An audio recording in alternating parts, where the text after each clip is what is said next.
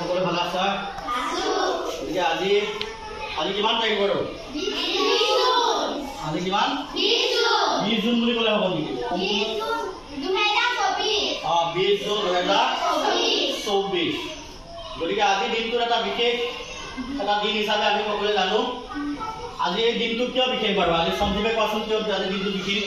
সঞ্জীৱ, আজি দিনটো কিয় বিশেষ? মই কৈছোঁ যে 20 জুন দিনটো আজি বিশেষ এটা আমাৰ দিন।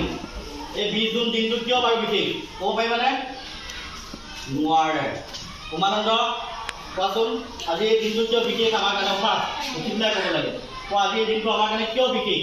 মই কৈছোঁ যে আমি প্ৰত্যেক দিনাখন স্কুললৈ আহি আছোঁ, ঠিক আছে, কিন্তু আজি এই 20 জুন এই দিনটো আজি কিয় কাৰণে বিশেষ কোৱাচোন? আজি কিবা আছে নেকি? কিবা বন্দিতাই কোৱাচোন আজি দিনটো কিয় বিশেষ? আজি কিবা বিশেষ কিবা আছে নেকি? নাজানা? কংকন আজি আছে আমাৰ 20 জুন ৰাভা দিৱস। এতিয়া এই ৰাভা নামটো আগতে শুনিছা নাই? শুনিছা নাই আগতে? শুনিছা? ৰাভা বিষ্ণুপ্ৰসাদ ৰাভাৰ বিষয়ে কি শুনিছা? দেখাই কোৱাচোন বা কিবা জানানে? কোৱাচোন কি শুনিছা? উঠা উঠি পেলাই কোৱা,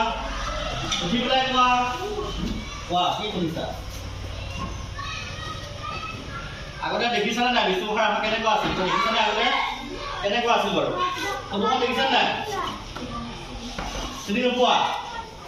ঠিক আছে, মই আজি এখন ফটো দেখাই দিছোঁ। এই ফটোখন এতিয়া হেৰিয়ে কোৱাচোন পূজামণি এজন কোন বাৰু? কোন এজন?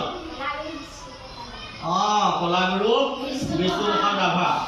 এতিয়া এইজনা মহান ব্যক্তিৰ বিষয়ে তোমালোকে হয়তো আগতে কিছু শিকিছা। ক্লাছ 4 তোমালোকে বিষ্ণুপ্ৰসাদ ৰাভাৰ বিষয়ে পঢ়িছা, কিন্তু সেইখিনি তোমালোকে পাহৰিছা।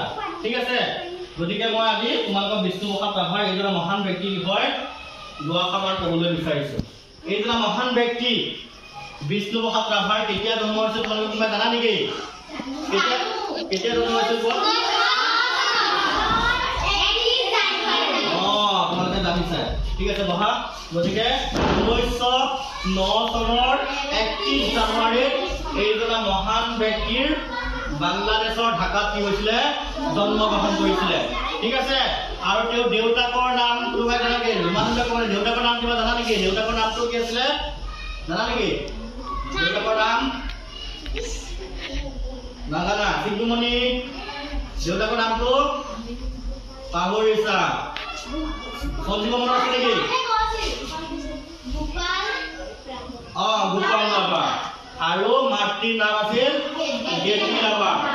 এইজনা মহান ব্যক্তি কিন্তু অৰিজিনেল ঘৰ বাংলাদেশত থকা নাছিল বা ঢাকাত থকা নাছিলে। তেওঁ অৰিজিনেল ঘৰ আছিলে তেজপুৰত। তোমালোকে জানিছা, মনত পৰিছে। গতিকে এইজনা মহান ব্যক্তিয়ে দেউতাকে যেতিয়া চাকৰি কৰিছিল, সেই চাকৰি সূত্ৰে তেওঁ ক'ত আছিলে? বাংলাদেশত আছিল। আৰু সেই তোমালোকৰ সমান বয়সত তেওঁ প্ৰাথমিক শিক্ষা সেই বাংলাদেশৰ ঢাকাতে তেওঁ শিক্ষা গ্ৰহণ কৰিছিল। কিন্তু দুৰ্ভাগ্যবশতঃ যে তেওঁ দেউতাকৰ তাতেই কি হ'ল? মৃত্যু ঘটিল। আৰু মৃত্যু ঘটাৰ পাছতে তেওঁ পুনৰ নিজৰ তেজপুৰৰ স্থায়ী বাসিন্দালৈ পুনৰ উভতি আহিল। এতিয়া উভতি অহাৰ পিছত কি কৰিব বাৰু? উভতি অহাৰ পাছত কি কৰিব? তাৰ পৰা উভতি অহাৰ পাছত তেওঁ শিক্ষা তাৰ পৰা মেট্ৰিক পাছ কৰিলে। তাৰপিছত তেওঁ উচ্চ শিক্ষা ল'বলৈ ক'লৈ গৈছিল জানা নেকি? উচ্চ শিক্ষা ল'বলৈ ক'লৈ গৈছিলে? কলকাতালৈ গৈছিলে। আৰু তাতে তেওঁ বিভিন্ন ঠাইত এইজন মহান ব্যক্তি আমি ইয়াতে আচলতে বিষ্ণুপ্ৰসাদ ৰাভাৰ আগত এটা কি লাগি আছে জানে? দেখিছেনে কি লাগি আছে? কলাগুৰু। আচলতে এই কলাগুৰুটো তেওঁৰ নাম আছিল জানো? নাছিলে। এই কলাগুৰুটো তেওঁক উপাধি দিয়া হৈছিলে। এই উপাধিটো কোনে দিছিল তোমালোকে জানা নেকি? ডক্টৰ সৰ্বপল্লী ৰাধাকৃষ্ণনে যেতিয়া তোমাৰ কাশী হিন্দু বিশ্ববিদ্যালয়ত তেওঁ যেতিয়া নৃত্য প্ৰদৰ্শন কৰি আছিল, সেই নৃত্যত সন্তুষ্ট হৈ সেই সময়ৰ ৰাষ্ট্ৰপতি ডক্টৰ সৰ্বপল্লী ৰাধাকৃষ্ণনে কি কৰা হৈছিলে? তেওঁক কলাগুৰু উপাধি দিয়া হৈছিল। আৰু এইজনা মহান ব্যক্তি কিন্তু অকল যে গীতে ৰচনা কৰিছিল তেনেকুৱা নহয়। তেওঁ বিভিন্ন ধৰণৰ বাদ্যযন্ত্ৰ বজাব জানিছিল। তেওঁ বিভিন্ন ধৰণৰ কিতাপো লিখিছিল, গ্ৰন্থ লিখিছিল। তেওঁ আনকি নিজে অভিনয়ো কৰিছিল। গতিকে এইজনা মহান ব্যক্তিক আমি এনেই শ্ৰদ্ধা কৰা নাই। আমি আজি নিশ্চয় বন্তি প্ৰজ্বলন কৰিব লাগিব। বন্তি প্ৰজ্বলন আমি কৰিছোঁ। গতিকে তেখেতক সদায় সন্মান কৰিব লাগিব। এতিয়া হ'ল যে তেখেতে কলাগুৰু উপাধিটো পালে। আৰু তেখেতে যে যিবোৰ গীত ৰচনা কৰিছিল সেই গীতবোৰক কি বুলি কোৱা হয় জানানে? ৰাভা সংগীত বুলি কোৱা হয় কি বুলি কোৱা হয় ৰাভা সংগীত তেখেতক নামক সন্মান কৰি তেনেকে আমাৰ জ্যোতিপ্ৰসাদ আগৰৱালাই লিখা সংগীতবিলাকক কি বুলি কোৱা হয় জ্যোতি সংগীত আমাৰ ডক্টৰ ভূপেন হাজৰিকা লিখা সংগীতবোৰক কি বুলি কোৱা হয় কি বুলি কোৱা হয় ভূপেন্দ্ৰ সংগীত ঠিক তেনেদৰে এইজনা মহান ব্যক্তিয়ে লিখা গীতবোৰক কোৱা হয়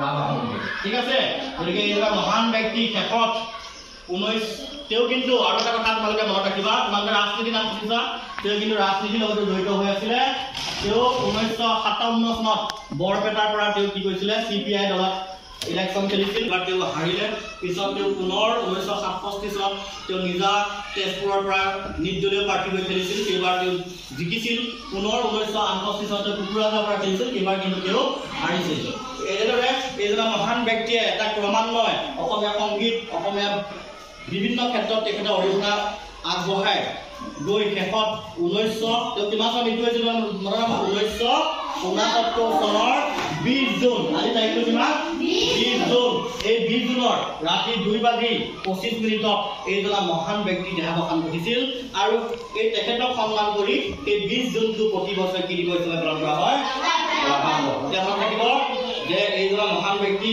আজি আমি যে 20 জুনটো ৰাভা দিৱস হিচাপে পালন কৰিছো গতিকে এই তেখেতলৈ আমি সন্মান জনাই তেখেতৰ মৃত্যু দিনটোৱে আমি আজি ৰাভা দিৱস হিচাপে কি কৰিছো পালন কৰিছো তেখেতক আমি বন্তি প্ৰদান কৰি তেখেতক আমি আজি মনত পেলাইছো আমি আশা কৰোঁ যে তেখেত য'তে আছে তাতে কি হ'ব সকলোৱে থাকক আৰু আমাক সকলোকে আশীৰ্বাদ দিয়ক যাতে আমিও তেওঁৰ আদৰ্শৰে অনুপ্ৰাণিত হৈ আমি কি কৰিব পাৰোঁ কাম কৰিব পাৰোঁ ঠিক আছে বুজি পাইছা যদি বুজি পাইছা তেতিয়াহ'লে তোমালোকে কি কৰিব লাগিব সকলোৱে এইজনা মহান ব্যক্তিৰ বিষয়ে এটলিষ্ট 10 সাহিত্য তোমালোকে লিখিব দেখাব লাগিব ঠিক আছে হ'ব নাই এই বাছি ক'ব নি হ'ব নে নহয় হ'ব ঠিক আছে তেতিয়াহ'লে ক্লাছটো তোমালোকে